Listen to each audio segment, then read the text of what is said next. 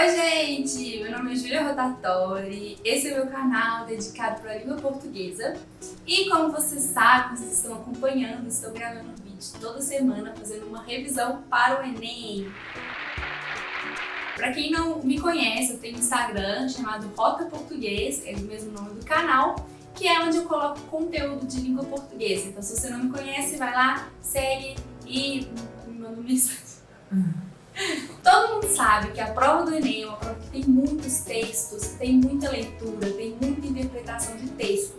E um dos temas que é mais cobrado no Enem é linguagens, em geral. Então cai muita figuras de linguagens, funções de linguagem, vícios de linguagem e variação linguística.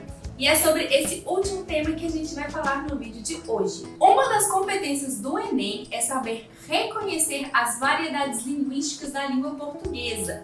Então é muito importante, eu comentei no primeiro vídeo que o MEC sempre libera a matriz, que fala sobre todos os conteúdos de todas as provas, e é bem legal vocês darem uma lida antes de fazerem a prova. Então é muito importante saber o que é variedade linguística, como acontecem essas variações, quais tipos de variações são elas, e como o Enem costuma cobrar. A gente vai falar um pouco sobre quais são essas variações e eu vou ler com vocês algumas questões que cobram variação linguística e resolver junto com vocês. Let's go! A variação linguística acontece em todas as línguas e ela é a mudança que a língua sofre em determinados contextos, sejam sociais ou sejam históricos. Como o Brasil é um país muito grande, falando de espaço geográfico, é bem fácil de reconhecer algumas variações linguísticas aqui no Brasil. O primeiro tipo de variação linguística é o regionalismo. Então são as variações que acontecem por causa do espaço geográfico. Você com certeza já ouviu aquela discussão do é biscoito ou é bolacha? Você já ouviu e você já participou e você já brigou porque o certo é biscoito. E você com certeza já quis brigar com alguém, sair no soco porque você quer falar bolacha, quer falar biscoito e é uma discussão que nunca vai ter fim porque, rufem os tambores, os dois estão certos, né?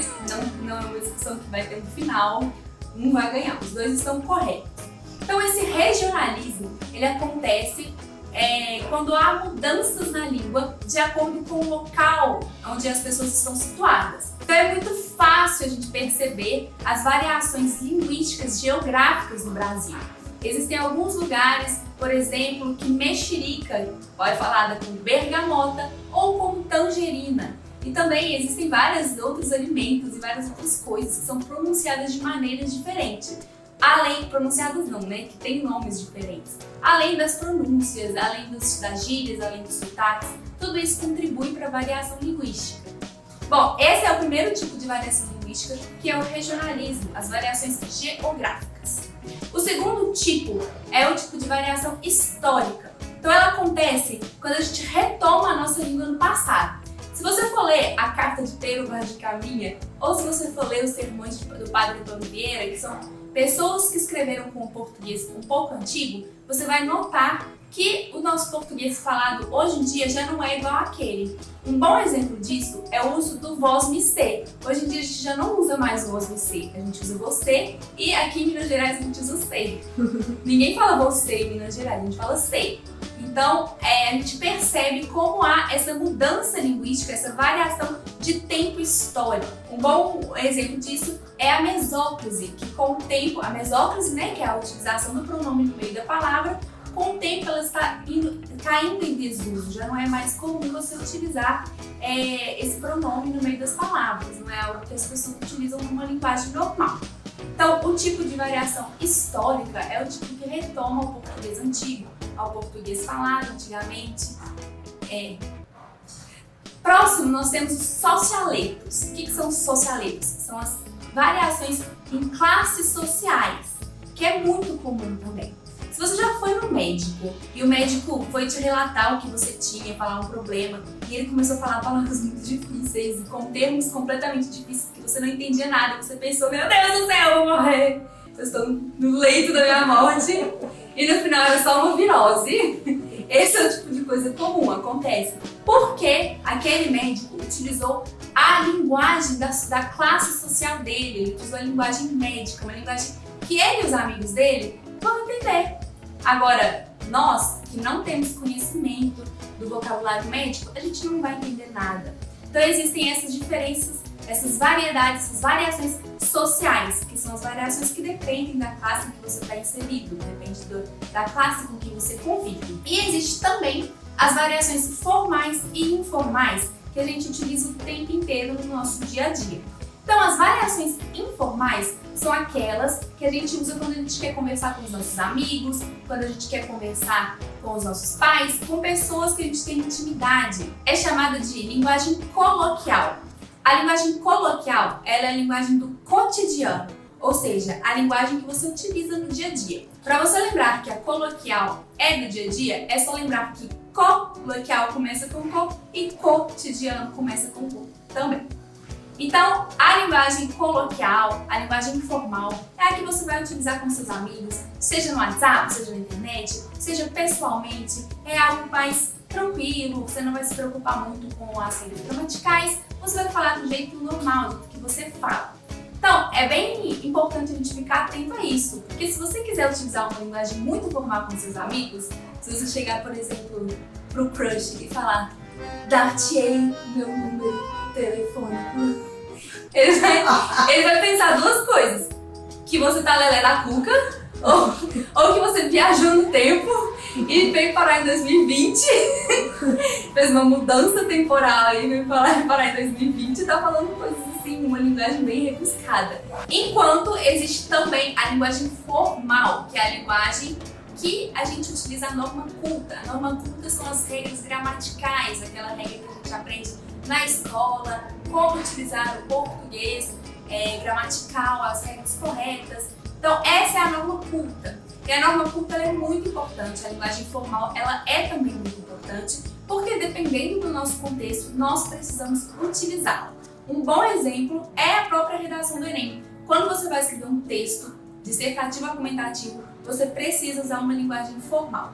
Então, além da redação do Enem e várias situações orais, você também precisa utilizar a linguagem formal, seja fazendo uma apresentação na escola, na faculdade, seja fazendo uma palestra, dependendo do rumo que você for seguir aí, você precisa saber utilizar as normas gramaticais e saber utilizar a linguagem formal. Esses são os tipos de variações linguísticas que existem. Então, como eu disse, é bem fácil de observar elas aqui no Brasil com o português, porque é algo que a gente utiliza o tempo inteiro. Então, a gente sempre está utilizando variação linguística, a gente sempre está trabalhando com a linguagem. Dentro do tema de variação linguística, a gente entra no tópico de preconceito linguístico.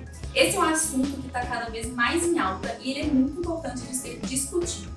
O preconceito linguístico acontece quando alguma pessoa acredita que a linguagem dela é uma linguagem superior. Então, a maneira dela falar, o português que ela utiliza é o português correto, é o português superior diante de outras pessoas, diante de outros falares.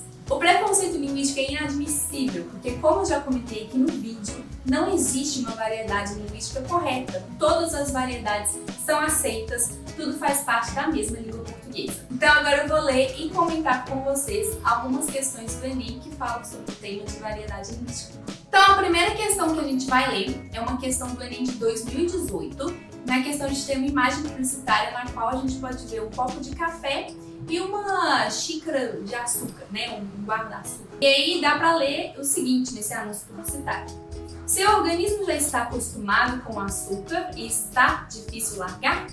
O ideal é ir se acostumando aos poucos, com cada vez menos açúcar. Aí embaixo tem a fonte e a questão é o seguinte: a utilização de determinadas variedades linguísticas em campanhas educativas tem a função de atingir o público-alvo de forma mais direta e eficaz. No caso desse texto, identifica-se essa estratégia eles querem que você identifique qual que é a estratégia de variedade linguística que foi utilizada para atingir as pessoas que eles estão buscando atingir. A. Discurso formal da língua portuguesa. B. Registro padrão próprio da língua escrita. C. Seleção lexical restrita à esfera da medicina. D. Fidelidade ao jargão da linguagem publicitária. Ou E. Uso de marcas linguísticas típicas da oralidade. Então, se a gente analisar bem, a gente percebe que essa é uma questão até fácil do Enem.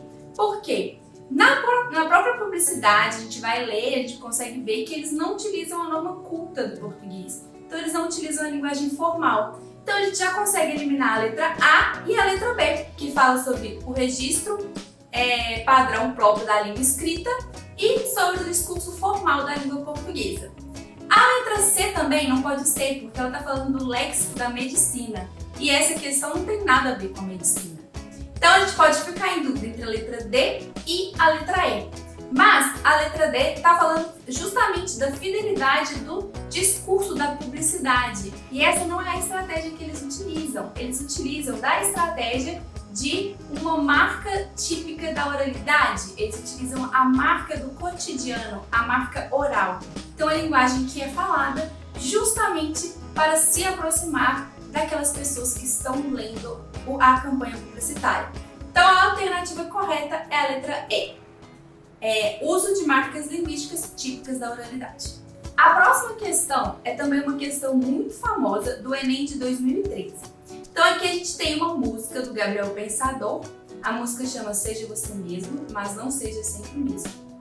E é o seguinte: até quando? Não adianta olhar para o céu, não pare agora. Tem mais depois da... Tem mais depois da publicidade. É que eu copiei na internet. É muito bom. Imagina se o Zozó coloca isso no vídeo e eu coloquei. Ai, questão. Isso é bom. Vou ter que falar pra ele. Então. Até quando? Não adianta olhar pro céu, com muita fé e pouca luta. Levanta aí que você tem muito protesto para fazer e muita greve. Você pode, você deve, pode crer. Não adianta olhar pro chão, virar a cara para não ver. Se liga aí que te botaram numa cruz e só porque Jesus sofreu não quer dizer que você tem que sofrer.